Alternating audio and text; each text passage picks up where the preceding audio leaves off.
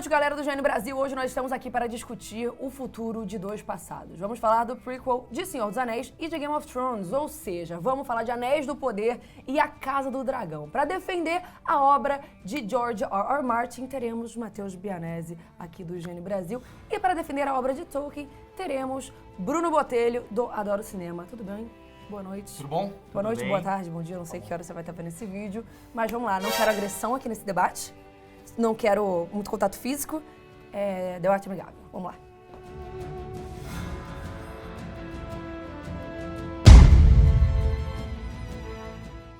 Então vamos começar com o primeiro tópico. As duas séries são de fantasias na época da nossa Idade Média, ou seja, tem muito rei, rainha e por aí vai. O que eu quero saber agora é quem é o melhor rei e o maior rei de cada série. Vamos começar pra ser de forma justa, para o ímpar. Ímpar. Vai. Ganhei. Vamos lá, pra começar, temos aqui em House of the Dragon, Westeros, pra começar, a gente tem um rei só, certo? Que é o Aegon, e ele é um bom rei? Não é. Ele é pequeno, mas ele é grande, né? Ele é ruim. Então, assim, é fácil ele ter a totalização ali do poder e tocar o terror no que ele quer, e ele tem dragão. Então, assim, é um pouco difícil pra qualquer outro ali. Diferente de Senhor dos Anéis, que é uma bagunça, né? Tem vários. Então, assim, é difícil defender um melhor quando tem tantos ruins. Então é melhor você ter um ruim só, entendeu? Certo, entendi. Só que isso também é uma forma também de, centralizar o poder e você ficar numa coisa meio totalitária. Porque Senhor dos Anéis, por exemplo, a gente tem uma descentralização do poder que você deixa diversos reis de diversas regiões e espécies. Então você tem, por exemplo, Miriel e Númenor. Ambos os reis e rainhas, eles são responsáveis pelo desenvolvimento das duas regiões, Lindon e Númenor, que são, de certa forma, as mais desenvolvidas da Terra-média. Então eles são responsáveis pelo comércio, pelo desenvolvimento da agricultura, de frotas marítimas, tudo que você consegue ter um desenvolvimento muito grande e justo, porque você não centraliza o poder. Perfeito. Chupa, Bianese. Não tem como defender um cara que é um merda, né? O Aegon, no caso, mas se fosse pra falar do Viserys, que finalmente empacotou aí, né? Depois de tanto tempo, aí talvez a discussão seria diferente, né? Porque ele foi um rei daorinha, bom coração. I have decided to name a new heir. I'm your heir. War is afoot.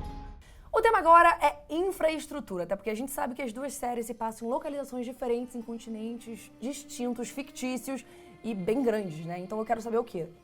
Como é que esses personagens se transportam? Como é que é o meio de transporte? Como é que são essas vilas, esses vilarejos, essas cidades? Quem começou foi você, então você começa, vai. Pode começar, Bruno.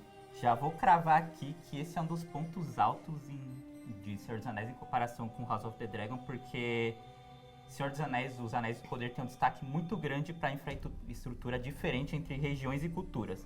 Então a gente tem, por exemplo, as caravanas dos pés peludos, a gente tem tanto tropas marítimas em Númenor e também em Lindon.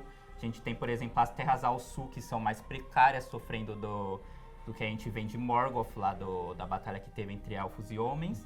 Então, a gente tem uma riqueza imensa mostrando diferentes infraestruturas e lugares, coisa que House of the Dragon já não mostra tanto, que a gente via em Game of Thrones, bastante diferentes regiões e culturas.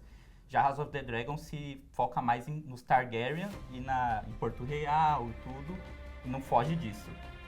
Exatamente, assim, tem menos variedade porque foca nos Targaryen, então fica ali em Porto Real e Pedra do Dragão. Mas a gente sabe que tem ali Casterly Rock dos Lannister, que é uma riqueza absurda, que é quase uma mina de Moria, porque também tem muita riqueza. Mas acho que o grande diferencial em infraestrutura é que em Westeros tem o grande Uber chamado Dragão. Então eles conseguem se locomover muito rápido, diferente dos pés peludos, por exemplo, que eles infelizmente são nômades ali, é um pouco difícil o processo. Então, falando dos Targaryen, que são um núcleo, os caras, atravessam o continente, ó, voando, assim. Então, e em Westeros também tem os Velaryon com a frota marítima deles, que também é absurda. Enquanto na Terra-média é mais riqueza, mais pomposo, ali em Westeros é mais real, mas tem dragão, cara. Então a locomoção ali é mais fácil. Infelizmente a gente não tá podendo contar com os dragões nos Anéis do Poder, que não apareceram nenhum ainda. Exato. Pra mim tá 1-1, hein, gente?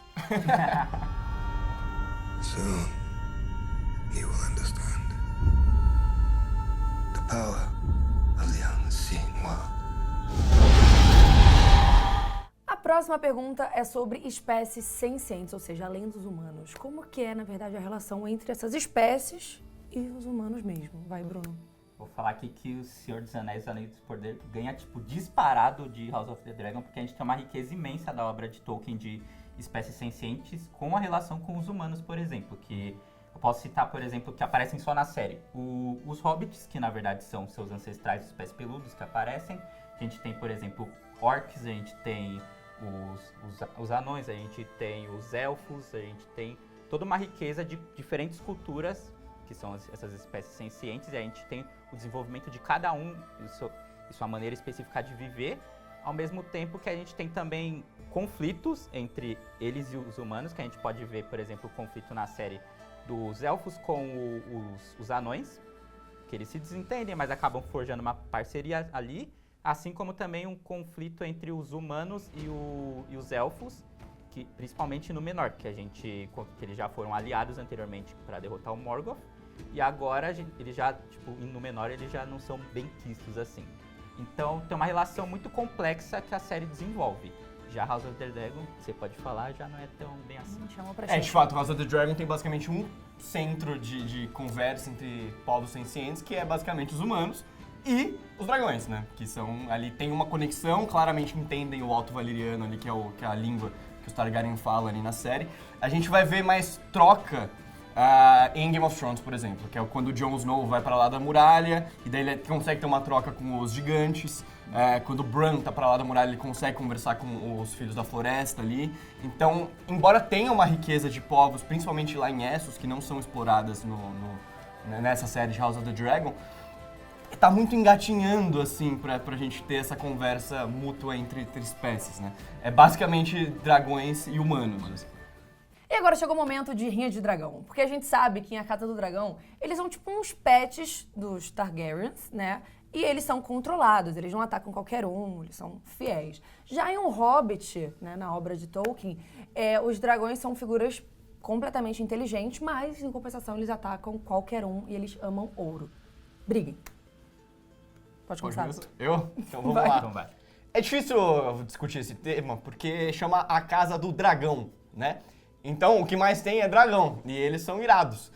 Enquanto na Terra-média, enquanto tem muito dragão lá também, na história do Tolkien, né? Só que nas franquias em audiovisual, digamos assim, a gente só viu um, que é o Smaug. E eu preciso dar o braço a torcer porque é um baita dragão legal. Com a voz do Benedict Cumberbatch, ele fala, e é fantástico. Só que em House of the Dragon a gente tem variedade, pluralidade de gênero ali, a gente tem muita coisa, entendeu, pra se apegar. E cada um é mais legal que o outro, tem um design mais bonito que o outro, ainda tem muito dragão pra aparecer, muito dragão pra aparecer. Então fica um pouco difícil brigar, né? De fato o Smaug é mais inteligente, provavelmente os outros da franquia do Tolkien também são. Mas a gente tem números, né? Fica um pouco complicado. Então, essa disputa é um pouco desleal, como o Bias falou, porque não dá pra competir muito bem com uma que se chama a Casa do Dragão. Então, a gente em Senhor dos Anéis, Os Anéis do Poder, a gente não tem nenhum dragão apresentado. Só que, como o Bias falou, a gente já tem, historicamente, dragões existem na Terra-média. Eles surgiram, são criações de Morgoth, o primeiro Lorde das Trevas. E, basicamente, os dragões, a relação dele com os humanos é que eles, na Terra-média, que eles são mais hostis, eles são mais independentes também, diferentemente do que a gente vê em A Casa do Dragão, que eles são basicamente domados, né, pelos seus montadores. Durante as guerras que tiveram na Terra-média, eles meio que acabaram praticamente extintos. E lá na trilogia O Hobbit do Peter Jackson, a gente tem o Smaug, que você citou, que é um dragão icônico. Não sei se ganharia dos dragões da Casa dos Dragões, mas ele é um personagem muito, muito foda. E basicamente é isso que a gente tem nos Anéis do Poder.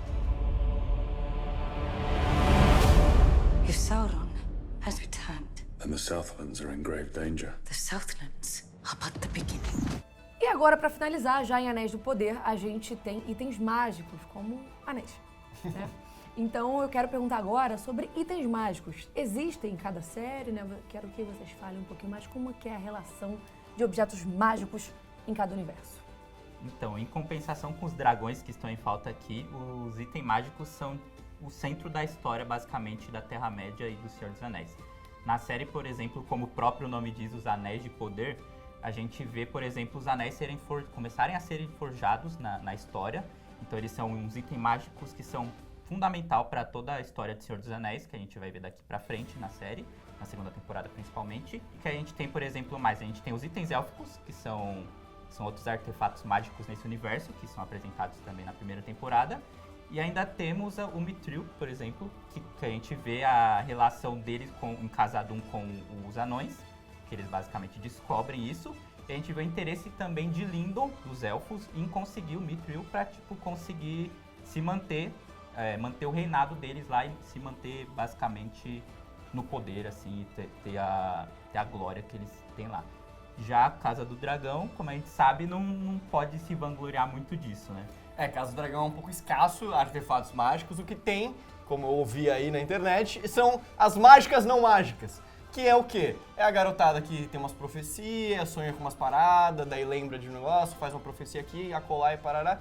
Tem o aço valeriano, mas ainda assim é um aço, não é mágico, é só um aço.